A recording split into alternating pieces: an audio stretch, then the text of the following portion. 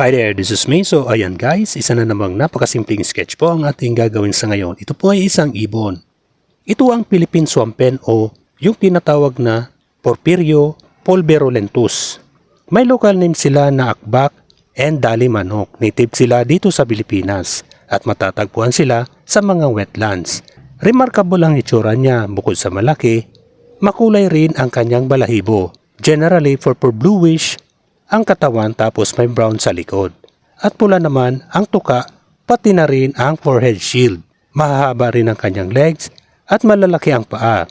Varied ang diet ng ibon na ito.